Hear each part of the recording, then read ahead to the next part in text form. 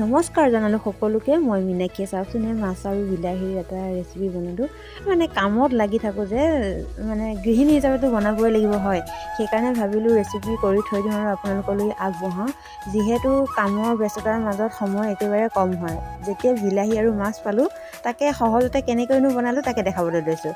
আপোনালোকে এনেদৰে বনাইনে চাবচোন। মাছখিনি ধুই মানে চাফা কৰি ওলোৱাখিনি মই কেতিয়াও দেখাবলৈ নোৱাৰিলোঁ, সময় বিশেষ কম আৰু। ধুই পখালি লৈ তাতে নিমখ হালধি দিলোঁ আৰু ভাজি ল'লোঁ। সকলোৱে একেধৰণে কৰে, তথাপিতো মানে মইনো কেনেকৈ কৰোঁ তাকে দেখাই আছোঁ আপোনালোকক। ফাইনেলি মাছ ভাজা হৈ গ'ল আৰু তাৰো বিলাহী 3টা লৈছোঁ। লৈ বিলাহীকেইটাও ধুনীয়াকৈ ধুই লৈছোঁ। এতিয়া মিহি মিহিকৈ কাটি লওঁ।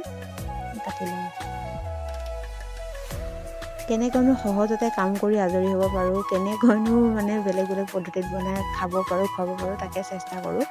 আৰু একেবাৰে সহজ হয় আৰু বিলাহী তৰকাৰীখন বনাবলৈ বিশেষ সময় একেবাৰে নালাগে, একেবাৰে কম সময়তে লাগে। তাৰপৰা এটা পিঁয়াজ, 2টা কেঁচা জলকীয়া আৰু বিলাহীখিনি মই কাটি চাফা কৰি ধুনীয়াকৈ ল'লোঁ। এতিয়া সেই মাছ ভজা তেলখিনিতে মই পিঁয়াজ আৰু জলকীয়া দি দিলোঁ। দি এতিয়া হালধি আৰু নিমখ দি ধুনীয়াকৈ ভাজি ল'লোঁ।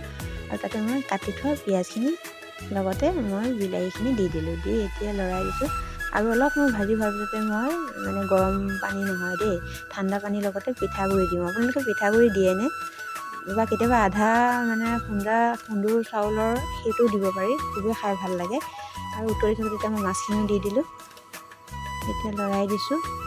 বেছি সময় নালাগে, মানে এনেকুৱা ধৰণৰ তৰকাৰী আঞ্জা বনাবলৈ একেবাৰে সহজ হয়, খাবলৈও সোৱাদ হয়, সময়ো কম লাগে। কেনেকৈনো মানে সোনকালে কৰি খাব পাৰোঁ সেইটোৱে চিন্তা কৰিয়ে থাকোঁ হয়।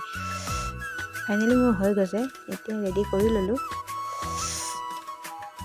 আশা কৰোঁ ভিডিঅ'টো চাই ভাল পালে। যদি ভাল পালে like, comment, share and subscribe কৰিব। তেনেহ'লে আজিলৈ বাই বাই। আকৌ নতুন ভিডিঅ' লৈ আহিম। বাই।